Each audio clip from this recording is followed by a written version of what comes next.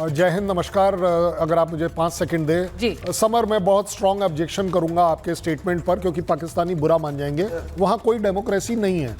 खत्म तो जब होगी जब के डेमोक्रेसी हो। आरजू बुरा मान जाएगी, पहली बात। और आरजू की मैं बात सुन रहा था। Arzoo ji, I respect you a lot कि आप अच्छा बोलती हैं, साफ बोलती हैं। आपने फिर बात करी कि जांच होनी चाहिए। आपने जांच क्यों नहीं करी? आप अपनी कंट्री में जांच क्यों नहीं कर रहे इस बात की कि कितना इन्वॉल्वमेंट है? आपको हम क्या दें? कौन सा प्रूफ दें? आपके मिनिस्टर का प्रूफ दें कि 30 साल से आप टेररिज्म कर रहे हैं? आप बता दीजिए। आपके पार्लियामेंट में पार्लियामेंटेरियन बोल रहा है कि अगली अजान जो है वो हमारा आर्मी चीफ देगा, मुनीर देगा। ये प्रूफ नहीं, ये आपके यहाँ के प्रूफ है, मेरे को देने की क्या जरूरत है? आपके संसद में अर्नब गोस्वामी का नाम क्यों आ रहा है? आप बता दीजिए। आपके बिलावल भुट्टो क्या बोल रहे हैं? खून की नदियां बहेंगी। ये टेररिस्ट लैंग्वेज नहीं है, ये प्रूफ नहीं है। देखो आरजू जी, मैं आपको एक बार पहले भी जज बना चुका हूं, आज नहीं बनाऊंगा। मैं कहूंगा किसी पाकिस्तानी को जो निष्पक्ष हो, जो आज जांच की बात कर रहे हैं, आप जांच करके देखिए ना, कहां पर है टेररिज्म, क्यों नहीं, और उसके खिलाफ क्या एक्शन लिया गया, आप ये बता दीजिए। आप हाफिज सईद को और मसूद को बार बार जगह चेंज क्यों करा रहे हैं? मतलब कोई रीजन होगा, बीमार है, क्या है? क्यों नहीं आपकी गवर्नमेंट? और एक बात बताइए, हमारे बिना डिक्लेयर किए हुए वॉर आपने अपने आप डिक्लेयर कर अमेरिका के पास चले गए। और ये कौन सा अमेरिका है जिसको आप पिछले 2 दिन से गालियां दे रहे थे कि अमेरिका तो बिका हुआ है, ये अमेरिका किसी का अपना नहीं है, जब से आपका अपना। देखिए, आप बिल्कुल ठीक है अपनी जगह पर, क्योंकि आप जब टेररिज्म को टेररिज्म मानते ही नहीं हो तो फिर किया क्या जाए? सर, मैं एक चीज बता दूं, राजा अनीस भी जुड़े हुए हैं। राजा साहब, आवाज आ रही है आपको मेरी? जी मेरी जी, मैं एक चीज ये बोलना चाहती हूं कि यहाँ पर जो अभी उन्होंने जिक्र किया कि कैसे टीआरएफ, द रेजिस्टेंस फ्रंट का नाम हटाया गया, और उस कंडेमनेशन लेटर से यूनाइटेड नेशंस के डिप्लोमेटिक एफर्ट्स डालकर कि भाई टीआरएफ का नाम क्यों लिया जा रहा है, क्योंकि हम आतंकियों के साथ हैं, हम आतंकियों का समर्थन कर रहे हैं। वहीं दूसरी तरफ ये भी मैं जरा बता देती हूं, और उसके बाद आ रही हूं आपके पास कि अब्दुल बासित क्या कह रहे हैं। सब लोग जानते हैं हिंदुस्तान में भी उन्हें, क्योंकि यहां पर रह चुके हैं वो, पाकिस्तान के राजनयिक। जरा ये बताइए उनका कबूलनामा। बासित ने पहलगाम हमले का सच कैसे स्वीकारा है? कश्मीर के कारण पहलगाम हमला हुआ, ये अब्दुल बासित कह रहे हैं। जरा मुझे चलाना है इस खबर को, क्योंकि वो ये कह रहे हैं, अब्दुल बासित का ये शर्मनाक कबूलनामा है। अब देखिए एक साथ क्या क्या हो रहा है। एक तरफ आईएसआई टेक ओवर कर रही है, दूसरी तरफ ऐसे बयान, टीआरएफ जैसे आतंकी संगठन को समर्थन देना, उसका नाम हटवाना। और ये खबर जो मैं अभी बता रही हूं, जरा अब्दुल बासित का बयान चलाएंगे। अब्दुल बासित क्या कह रहे हैं? अब्दुल बासित कह रहे हैं कि पुलवामा का हमला इसलिए हुआ क्योंकि कश्मीर का मुद्दा है, जब तक कश्मीर रहेगा, ये कह रहे हैं वो। देखिए, पहलगाम पर शर्मनाक कबूलनामा सामने आया है। जब तक कश्मीर का मुद्दा रहेगा शांति नहीं हो सकती है, ये अब्दुल बासित का कहना है। जब तक कश्मीर का मुद्दा रहेगा, यानी एक तरह से आप कबूल रहे हैं ना कि इसी की वजह से ये आतंकी हमला हुआ है। तो इसका मतलब हमारी तरफ नहीं, इसका मतलब हमारी तरफ से भी शांति नहीं होनी चाहिए। बिल्कुल नहीं होनी। आप सीधे सीधे बात कर रहे हो, टिट फॉर टैट वाली बात। तो आरजू बिटिया को क्यों बीच में मार रहे हो आप कि वो बोल रही है कि आप जांच करवा लीजिए? आरजू को क्यों बेचारी को झूठा करवा रहे हो? सीधे मान रहे हैं। ये इससे पूछो, बड़ा कबूलनामा क्या होगा भाई? राजा साहब जरा बताइए, इससे बड़ा कबूलनामा क्या है? वो कह रहे कश्मीर की वजह से हुआ है आतंकी हमला। जब तक कश्मीर होगा शांति नहीं रहेगी।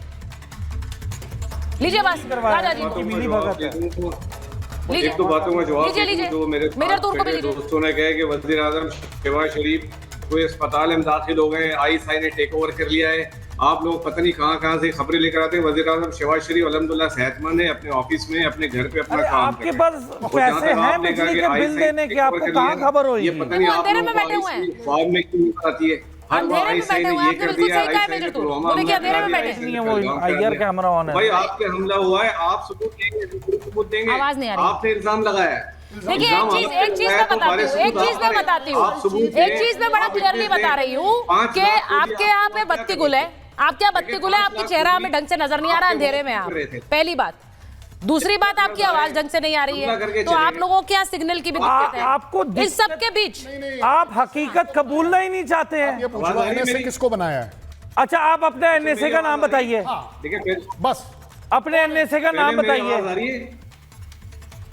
मेरी आवाज आ रही है? हाँ, अब आ रही है। आप अपने एनएसए का नाम बताएं।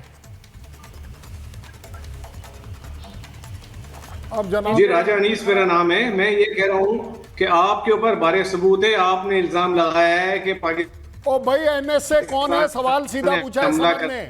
एनएसए कौन है? एनएसए कौन है? सवाल का जवाब दीजिए। आपका एनएसए कौन है? क्योंकि वो आईएसआई का नहीं है आपके हिसाब से। आप सिर्फ ये बताइए एनएसए कौन है, बस पहला ये बता दीजिए, एक लाइन, एक शब्द, नाम बता दीजिए। एनएसए कौन है आपका? चलिए, इनकी आवाज ही नहीं आ रही है। वो जवाब नहीं देंगे। इनके गले सूखे हुए हैं, जवाब नहीं देंगे। इनकी आवाज हलक में रुक रही है। इनका नहीं सर, और वो गला चोक होने का समय भी है। गला चोक होने का समय भी है। पानी दिखा रहे हैं। It is my offer. गला चोक हो रहा है, हम दोनों भाई इसीलिए हो रहा है, पानी के लिए इसीलिए हो रहा है। हुमायूं साहब, आवाज आ रही है आपको मेरी?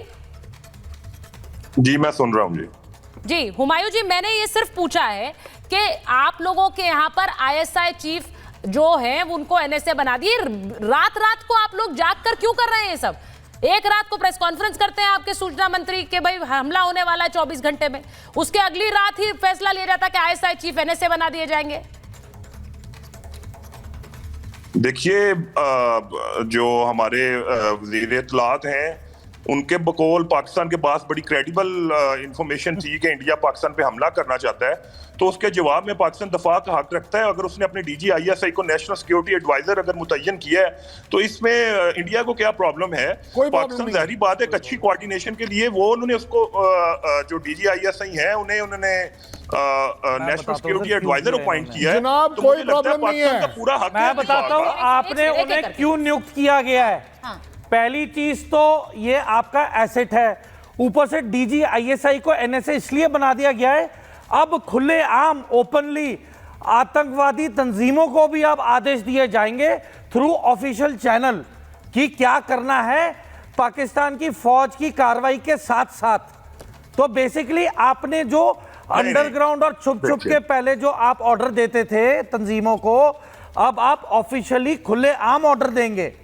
बेसिकली आपका जो रिस्ट्रिक्शन था कम्युनिकेशन पे और छुपाव में रहना, ओपनली नहीं बोलना, वो अब आपने रद्द कर दिया है। अब खुले आम आतंकवाद का आप उनके साथ हाथ में हाथ डाल के ऑपरेशंस को अंजाम दोगे।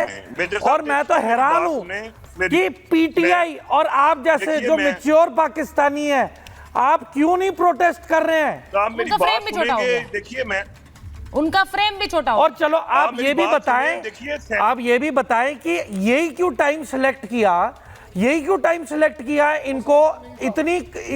देखें, ये बहुत ही इंपॉर्टेंट पोस्ट है, तो जब आपको पता है कि खतरा बिल्कुल सर के ऊपर है, आप हैंडिंग टेकिंग ओवर कितनी देर में करोगे?